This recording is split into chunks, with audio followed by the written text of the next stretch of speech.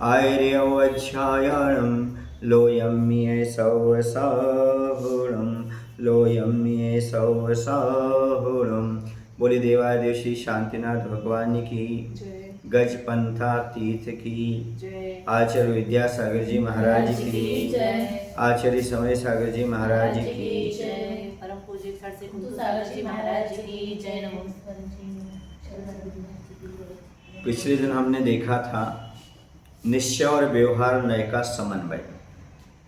आँख का उदाहरण देखा था, इसके साथ ही साथ हाथ का उदाहरण भी देखा था। अब आत्मानुभव कब होता है, कहाँ होता है? आत्मानुभव अभेद रत्नत्रय के काल में होता है। दो प्रकार के रत्नत्रय होते, एक भेद, दूसरा अभेद। इसको भी समझने की आवश्यकता है। भेद का अर्थ है जहाँ व्यवहार है, सम्यक दर्शन, सम्यक ज्ञान, सम्यक चार्थ अलग अलग, और जहाँ अभेद मतलब तीनों की एकता हो गई, ना सम्यक दर्शन लग रहा, ना ज्ञान, ना चारित्र, तीनों एक हो गए। वो हो गया, क्या हो गया? अभेद रत्नत्रय हो गया। समझने के लिए जैसे कि हवाई जहाज है, हवाई जहाज जब ऊपर उठती है रनिंग के लिए, लैंडिंग पर जब रहती है तब क्या करते हैं, उसमें 3 चाक रहते हैं। ये हो गया सम्यक, सम्यक ज्ञान, सम्यक चार्थ। जब वहाँ अपनी पकड़ को ले लेती है, ऊपर उठती है, चाक अंदर चले जाते हैं, मात्र हवाई जहाज रह जाती है। वो हो गया अभेद रत्नत्रय। जहाँ 3 चाक काम कर रहे हैं वो अभेद रत्नत्रय है, और जहाँ पर 3 चाक नहीं कर रहा है, के लिए हवाई जहाज उड़ रही, हो गया है अभेद रत्नत्रय। समझ गए? पंखी दिख रही है तो अभेद रत्नत्रय है। नहीं, दिखेंगी तो वो, उसमें तो दिखेंगी भी नहीं, उसमें काम भी नहीं करेंगे। इसमें काम करेंगी पंखियाँ, उसमें काम नहीं करेंगे, तीनों गए, गायब हो गया। अब तो मत एरोप्लेन दिखेगा। ऐसे यहाँ पर मात्र आत्मा का अनुभव होगा। इसमें तीनों काम करेंगे, तीनों घूमेंगी। इसमें तो, उसमें तो बिल्कुल अभिन्न अखंड सदुपयोग की दशा हो जाती है। आत्म संवेदन कब होता है, आत्मज्ञान कब होता है, या अन्य पदार्थों का ज्ञान कब होता है, इसे एक छोटे से दृष्टांत से समझ सकते हैं। जैसे जहाँ अंधकार है वहाँ कौन कौन सी वस्तुएं हैं, इसकी यदि आपको जानकारी लेनी है तो टॉर्च के प्रकाश में देखकर जानकारी ले सकते हैं। जिस वस्तु के ऊपर आप टॉर्च की रोशनी डालेंगे तो यह वस्तु दिख जाती है। टॉर्च नहीं दिखती, क्या नहीं दिखती? टॉर्च नहीं दिखती। जिस वस्तु के ऊपर लाइट आएगी वही वही दिखेगी। इसी प्रकार अपनी उपयोग रूपी टॉर्च की रोशनी को जिस बाह्य द्रव्य पर डालेंगे वह द्रव्य जानने में आएगा। उसी प्रकार उसी उपयोग रूपी टॉर्च की रोशनी को जब आत्मा के ऊपर डालेंगे अथवा जब आत्मा को विषय बनाएंगे तो समय स्वसंवेदन अथवा आत्मज्ञान होता है। वह आत्मानुभव अभेद रत्नत्रय के काल में होता है। टॉर्च है, पर पदार्थों को देखेंगे तो स्वयं देखने में नहीं आएगी टॉर्च, और अपन भी देखने में स्वयं नहीं आएगी, दूसरी दिखेगी। जब टॉर्च को मोड़ देंगे अपन दिखाई देंगे। समझ गए ना? ऐसे हमारा ज्ञान पर पदार्थों की ओर जाएगा तो अभेद भेद कहलाएगा, और जब वही हमारा ज्ञान मात्र आत्मा का विषय बनाएगा तो वह क्या हो जाएगा? अभेद हो जाएगा। उसी समय हमें आत्मानुभव होगा, वह भी अभेद रत्नत्रय की दशा में होगा। ठीक है ना? अभेद रत्नत्रय कहाँ होता है? छठे तक नहीं होता, छठे गुण स्थान तक नहीं होता, 7 में से प्रारंभ होता है। बीतराग कह लो, निश्चय कह लो, वह रत्नत्रय वहीं होता है। निर्विकल्प समाधि में ही उपयोग की एकाग्रता होती है। निर्विकल्प समाधि जब होती है तो उसी में उपयोग। यहाँ समाधि का अर्थ समाधि मरण नहीं है, लीनता, आत्मा में लीनता। भेदाभेद रत्नत्रय को समझने के लिए 2 लघु दृष्टांत हैं। भेद को और अभेद दोनों रत्नत्रय को समझने के लिए एक छोटा सा दृष्टांत है। जैसे रात्रि में अंधकार है, आपके पास टॉर्च है, उस समय आप जिस पदार्थ को टॉर्च की रोशनी करेंगे वही पदार्थ देखने में आता है, शेष कुछ भी नहीं, चारों ओर अंधकार है। लेकिन टॉर्च की फोकस से अपना इष्ट पदार्थ दिखता है, जिसे हम देखना चाहें वह फोकस कर लो, कमंडल की हो तो कमंडल ही दिखेगा, है ना? उसी प्रकार अभेद रत्नत्रय युक्त निर्विकल्प समाधि में उपयोग की फोकस से मात्र आत्म तत्व दिखता है। समझिए? अभेद रत्नत्रयुक्त निर्विकल्प समाधि में उपयोग के फोकस से मात्र आत्म तत्व दिखता है, शेष पदार्थों की ओर ध्यान नहीं जाता अथवा शेष पदार्थ ध्येय नहीं बनते, मात्र आत्मा ही ध्येय बनती है। फोकस करना पड़ेगा और फोकस का नाम ही है अभेद रत्नत्रय। और जहाँ पर सब पदार्थ दिख रहे हैं वो भेद रत्नत्रय। दूसरी बात, रात्रि में पूर्णिमा के दिन चंद्रमा भी प्रकाश फैलाता है, तब उस चंद्र प्रकाश में आसपास के तारागण भी दिखते हैं। यही स्थिति भेद रत्नत्रय में होती है। चंद्रमा भी दिखेगा और आसपास के तारागण भी दिखेंगे। तो यहाँ पर कह रहे हैं कि आत्मा के साथ साथ दर्शन, ज्ञान, चरित्र गुणों की ओर भी ध्यान जाता है, वह है भेद रत्नत्रय। कौन सा रत्नत्रय है? भेद रत्नत्रय। दिन में सूर्योदय की अवस्था में कोई आपसे कहता है कि आकाश की ओर देखो, तो उस समय आसमान में आपको क्या दिखता है? आसमान को देखो तो एकमात्र प्रकाश पुंज सूर्य दिखता है। मात्र क्या दिखेगा? सूर्य दिखेगा, वहां तारागण आदि नहीं दिखाई देंगे। एकमात्र प्रकाश पुंज सूर्य दिखता है। इसी तरह अभेद रत्नत्रय एकमात्र आत्मा दिखता है, अन्य कुछ भी नहीं दिखते। आत्मा को सूर्य की भांति देखोगे तो संसार सब कुछ गायब, कुछ नहीं दिखेगा। यदि रत्नत्रय की ओर देखोगे तो चंद्रमा के साथ पूरा परिवार दिखेगा। प्रकाश में तो सभी लोग देखते हैं, लेकिन प्रकाश को देखना चाहिए। मतलब आत्मा सब लोग देखते हैं, पर आत्मा को देखना चाहिए। प्रकाश में सब दिखता है, देखते हैं, पर प्रकाश को कोई, मतलब ज्ञान को कोई नहीं देखता। ऐसे आत्मा से सब देखते, पर आत्मा का अनुभव आत्मा का कोई नहीं करता। तो कह रहे हैं कि यदि रत्नत्रय की ओर देखोगे तो चंद्रमा के साथ पूरा परिवार दिखेगा।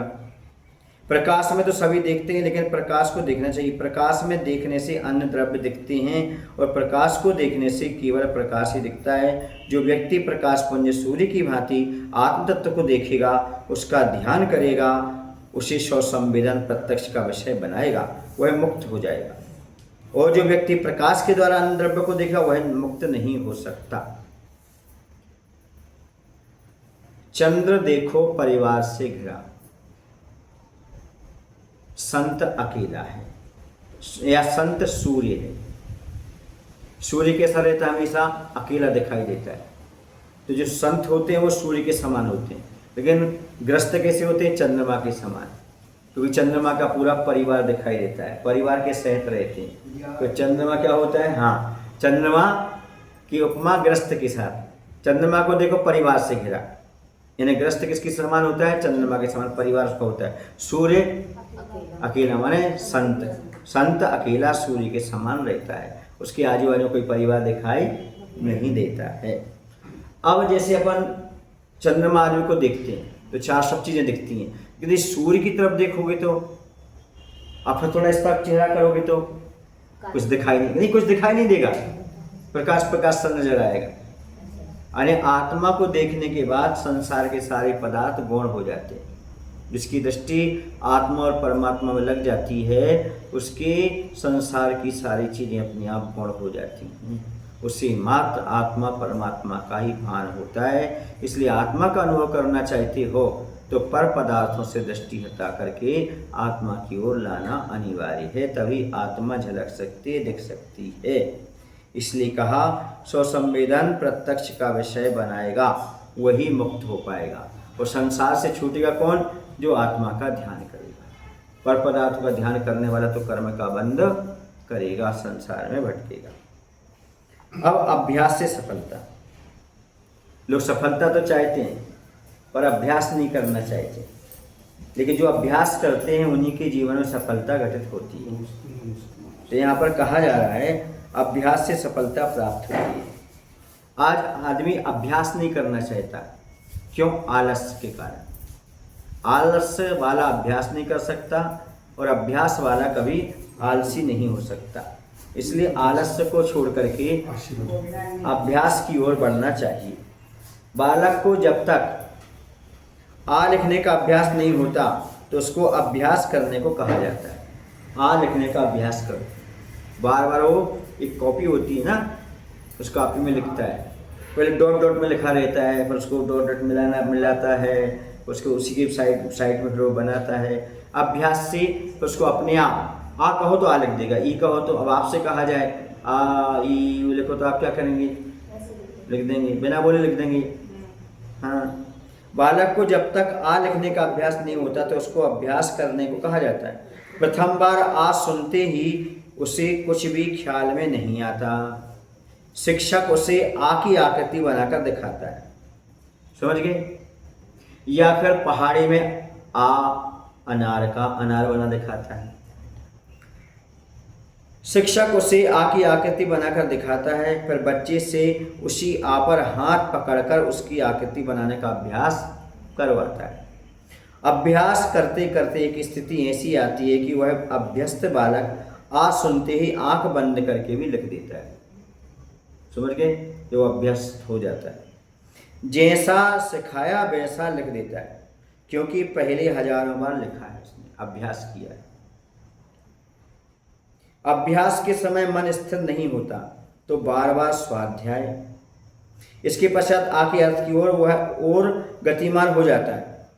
आ का अर्थ क्या है, उस ओर भी वो आगे बढ़ जाता है। इसी प्रकार आत्म भावना की अभ्यास किया जाता है। आत्मा को पाने, आत्मा के दर्शन करना का भी क्या किया जाता है, अभ्यास। तत्काल आत्मा नहीं झलकने लगती है, अभ्यास करना पड़ता है। अभ्यास के समय मन स्थिर नहीं होता तो बार बार स्वाध्याय, चिंतन, मनन करके मन को स्थिर करने का अभ्यास किया जाता है। आत्म भावना में स्थिरता नहीं होने के कारण स्वाध्याय आदि का अवलंबन लिया जाता है, समझ गए ना। जब आत्मा में लीन नहीं हो पाए तो शास्त्र पढ़ो, मनन करो, चिंतन करो, तत्व चिंतन करो। यदि आत्मा में लीन हो तो सर्वोत्तम है, नहीं हो जाए तो स्वाध्याय करो, मनन करो, चिंतन करो।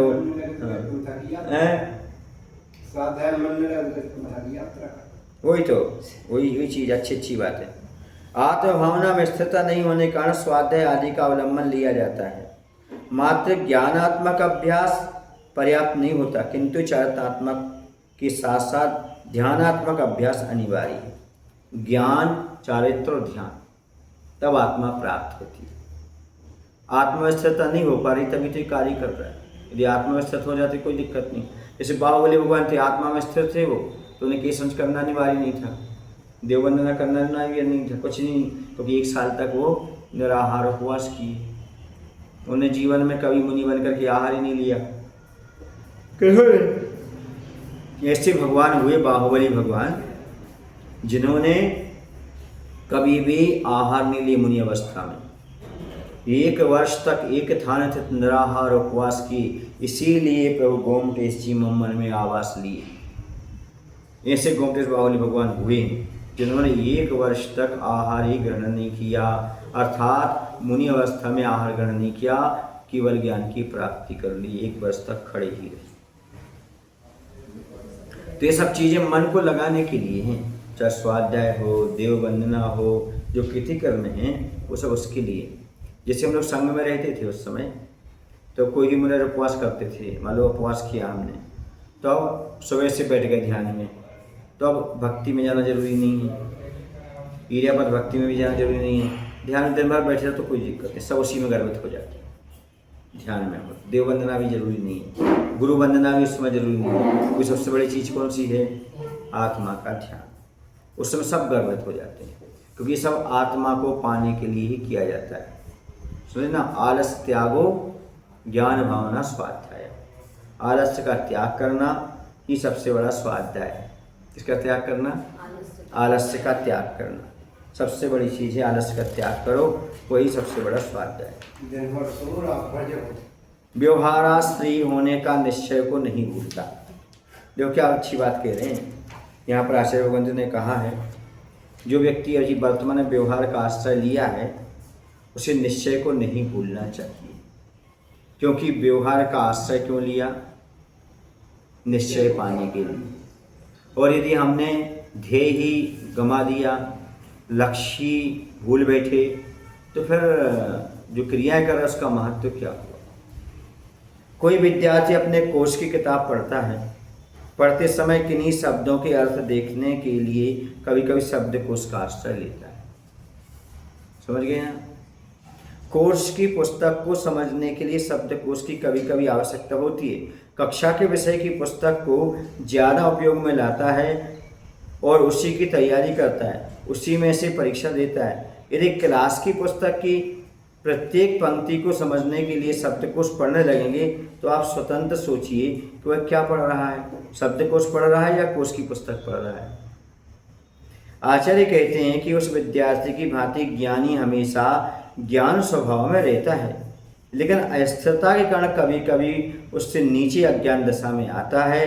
तब ज्ञान स्वभाव में पुनः स्थिर होने के लिए शब्दकोश की भांति व्यवहार नय का आश्रय लेता है। लेकिन ध्यान रखना, विद्यार्थी शब्दकोश को देखते समय भी कोश की पुस्तक का विषय नहीं भूलता। यदि भूल जाएगा तो शब्दकोश में तो एक एक शब्द के अनेक अर्थ होते हैं, उन्हीं में उलझ जाएगा, मुख्य विषय का अध्ययन से वंचित रह जाएगा। उसी प्रकार ज्ञानी यदि शुद्ध नय के अवलंबन में से छूटता है तो व्यवहार का आश्रय लेता है, लेकिन निश्चय नय के विषय को भूलकर व्यवहार में ही रह जाएगा तो वह अपने लक्ष्यभूत तत्वानुभूति से वंचित रह जाएगा। अतः कभी कभी व्यवहार का अवलंबन लेता हुआ भी निश्चय नयभूत तत्व को नहीं भूलता। छद्मस्त होने के कारण ज्ञानी हमेशा ज्ञान स्वभावी दशा में नहीं रह सकता। जितने समय क्या कह रहे हैं, जितने समय अप्रमत्त रहता है तो उससे दुगने समय के लिए प्रमत्त अवस्था में चला जाता है।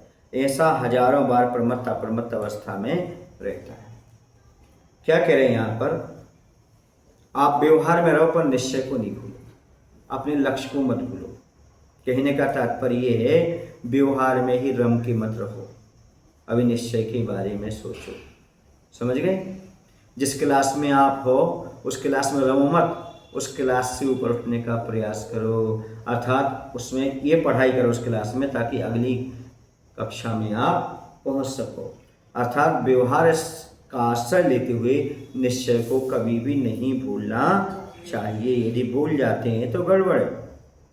उदाहरण कितना अच्छा है,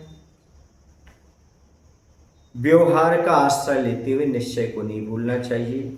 जैसे कोश की पुस्तक पढ़ने के लिए शब्दकोश का कभी कभी उपयोग करो, पर कोश की पुस्तक को मत भूलो, वरना आप शब्दकोश को ही पढ़ते रह जाओगे तो फिर आप अनिवार्य विषय को नहीं पढ़ पाओगे, परीक्षा में फेल हो जाओगे। इसी प्रकार व्यवहार में रहते हुए निश्चय को मत भूलो, निश्चय को हमेशा ध्यान में रखो, तभी हम मोक्ष मार्ग में पास हो सकते हैं। कहने का तात्पर्य ये है। समझ गए आप लोग कि नहीं? शब्दकोश का कभी कभी सहारा लो। वैसे आत्मार्थी पुस्तक का, स्वाध्याय का कभी कभी सहारा लेते हैं आत्मा में लीन होने के लिए। समझ गए? ये जरूरी है। एक एग्जाम्पल दे, जैसे यहाँ पर आया प्रमत्त अप्रमत्त की बात कही, क्या कही, छद्मस्त अवस्था में तो दुगना समय होता है प्रमत्त का, अप्रमत्त का जितना होता है उससे ज्यादा किसका होता है? जैसे जितना भोजन उससे दुगना पानी होता है। समझ गए? तभी वह पचता है। वैसे वर्तमान में जितना निश्चय है अप्रमत्त दशा है, उससे दूनी प्रमत्त दशा है, तभी वह हमारा अप्रमत्त पचता है। गोताखोर यदि अंदर ही चला जाए पानी के, रत्न इकट्ठा करता रहे तो मर जाएगा। सांस लेने के लिए बाहर निकलना अनिवार्य है। वो सांस किस लिए लेना? द्वारा जा सके। ऐसे स्वाध्याय व्यवहार आदि का आश्रय क्यों लेना? ताकि पुनः आत्मा में जा सके। ये उसका उद्देश्य, यही उसका लक्ष्य होना चाहिए। मुख्य लक्ष्य क्या है? व्यवहाराभासी होते हुए भी, व्यवहार का आश्रय लेते हुए भी निश्चय को कभी नहीं भूलना चाहिए। रास्ते में चलते हुए मंजिल को नहीं भूलना। समझ गए? क्लास में पढ़ते हुए अगली परीक्षा की तैयारी में लगना, उसको नहीं भूलना, ये महत्वपूर्ण चीज़ है। तो ज्ञान स्वभाव में पुनः स्थिर होने के कारण ही ये सब होता है। जीव क्या होता है? अब चूंकि प्रमाद रहता है, दो प्रकार के प्रमाद, एक बाह्य प्रमाद होता है, एक अभ्यंतर प्रमाद होता है। बाह्य प्रमाद जो होता है वो इंद्रिय आदि में ले जाता है ना, इंद्रिय विषय में, विकथाओं में, निद्रा स्नेह आदि में। और जो अंतरंग प्रमाद होता है वो आत्मानुभूति से चित्त करता है, आत्मा में लीन नहीं होने देता, उसको बोलते हैं अभ्यंतर प्रमाद। समझ गए? प्रमाद की परिभाषा क्या है? प्रमाद किसे कहते हैं? कुशलेषु अनादरः प्रमादः। सर्वार्थ सिद्धि में आचार्य पूज्यपाद स्वामी लिखते हैं, कुशल के प्रति अनादर होना ही क्या है? हाँ, कुशल हैं, देव हैं, शास्त्र हैं, गुरु है, आत्मा है, स्वाध्याय है, पूजन है, सब प्रकार की ले चीज़ें, ये सब कुशल कहलाएंगे। पुण्य की क्रियाएं ले लो वर्तमान में आपकी, वह कहलाएगी आपकी, ठीक है ना। कुशल के प्रति जो आलस्य है, ताश खेल रहा है, उन्होंने लिखा, आचार्य महाराज ने लिखा। या कुशल में किसी ने पूछा, आचार्य जी समोषण से जीव क्यों लौटाता है? तो आचार्य ने कहा प्रमाद के बस। समोषण है, भूख है नहीं है, प्यास है नहीं है, निद्रा है नहीं है, कुछ नहीं, फिर क्यों? क्योंकि यहाँ भी प्रमाद का उदय रहता है। इन्हें तीर्थंकर ये सबको छोड़ करके आ जाना, ये किसका कारण है?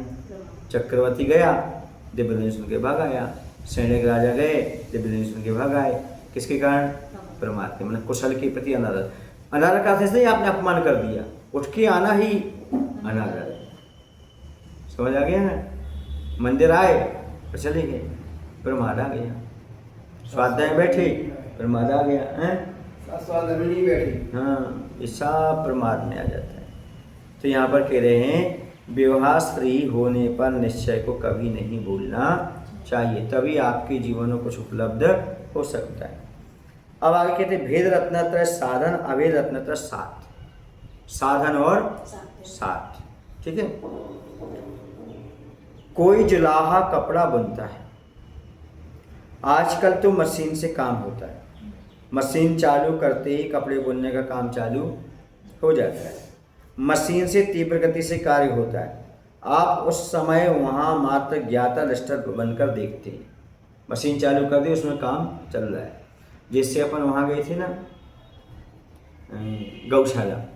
गौशाला में एक मशीन लगी थी, वो सब कंप्यूटर सेटिंग थी, उसमें डिजाइन वगैरह उसमें डाल दी और पत्थर सामने रख दिया, वो अपने आप डिजाइन बनाता जाएगा। 24 घंटे उसका वही काम है। आप चले जाओ, सो जाओ, कुछ भी कर लो, वो मशीन अपना डिजाइन बना के सुबह दे देगी। यार कुछ नहीं करना उसमें, आप देखते भर रहो, तो आपको कुछ नहीं करना होता। मशीन किस ढंग से कपड़े बुनने का कार्य कर रही है, कैसी बुनाई हो रही है, आप यह सब देखते जाओ। कार्य होते होते यदि मशीन में एक लाइन भी छूट गई तो मशीन का कार्य बंद हो जाता है। मशीन चालू है, फिर ये बुनाई का कार्य बंद हो जाता है, कपड़े में वहीं छेद होते रहेंगे। यदि फिर भी बुनाई होती है तो सफाई नहीं आती फिर। इसी प्रकार भेद रत्नत्रय के काल में आत्मानुभूति समाप्त हो जाती है। भेद रत्नत्रय क्योंकि पर पदार्थ को दृष्टि जाती है, अलग ज्ञान, अलग दर्शन, अलग चारित्र आदि का अनुभव होता है। श्रवणत्व है, इसी प्रकार भेद रत्नत्रय काल में आत्मानुभूति समाप्त हो जाती है। श्रवणत्व है माने वो साधु हैं, रत्नत्रय है, फिर भी आत्मानुभूति रूपी कार्य समाप्त हो जाता है। मशीन भी है, कपड़ा भी है, सब कुछ है, लेकिन क्या नहीं हो रहा? सिलाई नहीं हो रही। वैसे रत्नत्रय मुनि महाराज हैं, लेकिन भेद रत्नत्रय के काल में वहाँ पर आत्मानुभव रूपी कार्य नहीं होता। अभेद रत्नत्रय के काल में जो आत्मानुभूति का आनंद आ रहा था वह समाप्त हो जाता है। ध्यान रखना, मशीन चालू है, पेट्रोल खर्च हो रहा है, परंतु काम नहीं हो रहा है। इसे जल्दी जल्दी मशीन को ठीक करके बुनाई का कार्य प्रारंभ कर देते हैं। इस प्रकार अभेद रत्नत्रय के काल में आत्मानुभूति का आनंद और प्रत्येक समय असंख्यात गुणी करने जरा होती है, तो उसकी सार्थकता है। इसलिए श्रवणों को बार बार, साधुओं को बार बार कहा जाता है कि अभेद रत्नत्रय बना रहे, इसी से तुम्हारा सामान्य है, उसमें बार बार गोता लगाते रहो, शुद्ध उपयोग में स्थिर रहो, उसमें जो आनंद आता है वह बाहर नहीं आ सकता। फिर भी श्रवणों को शुद्ध उपयोग से बाहर आना अनिवार्य होता है। बाहर आना अनिवार्य क्यों होता है? जैसे मशीन से सिलने का कार्य करते करते जब धागा समाप्त हो जाता है तो दूसरे धागे की रील लगाने में जितना समय लगता है वैसे ही समझ लीजिएगा उतना बाहर आना पड़ता है। 1-1.5 मिनट के लिए, 1-1.5 मिनट के लिए बाहर प्रमत्त अवस्था में आते हैं, फिर अंदर अप्रमत्त अवस्था में चले जाते हैं। श्रवण हमेशा आवश्यकों के अतिरिक्त भी तपा, साधना, ध्यान आदि करते हैं, जिससे आत्म आनंद की अनुभूति से प्रसन्न रहते हैं। यह प्रत्येक समय असंख्यात गुणी कर्म जरा होती है। आत्मा में लीन होने से सबसे बड़ा फायदा है कि संवर और निद्रा अच्छे से होती है। अतिरिक्त साधना करने में थकते नहीं हैं, बल्कि निवृत्ति होने से विश्राम में रहते हैं। 24 घंटे मिजाज तैयारी में रहते हैं कि अभेद रत्नत्रय के भी अमूल्य क्षण छूट न जाए, सामय का समय छूट न जाए। कोई हमें अभेद रत्नत्रय में का समय है, वह समय नहीं है भैया सोने का, वो समय तो भैया सोने का। अभेद रत्नत्रय का अपने आप में एक अपूर्व आनंद होता है। एक बार अभेद रत्नत्रय का रस आना प्रारंभ हो जाए बस, लेकिन भेद रत्नत्रय को भी कम मत समझो। हाँ, जिसके पास भेद रत्नत्रय नहीं हुआ कभी अभेद रत्नत्रय को प्राप्त नहीं कर सकता, व्यवहार नहीं निश्चय में नहीं पहुंच सकता। भेद रत्नत्रय कारण है तो अभेद रत्नत्रय कार्य है, इन दोनों के कार्य कारण का भेद है। भेद रत्नत्रय साधन है तो अभेद रत्नत्रय साध्य है। साधन के बिना साध्य की प्राप्ति नहीं होती, कारण के बिना कार्य नहीं होता। निष्कर्ष रूप से यह बात स्पष्ट हुई कि जिस समय समझाने का प्रसंग आता है उस समय व्यवहार नय का आश्रय लिया जाता है। बोलो महावीर भगवान की जय। आचार्य विद्यासागर जी महाराज की जय।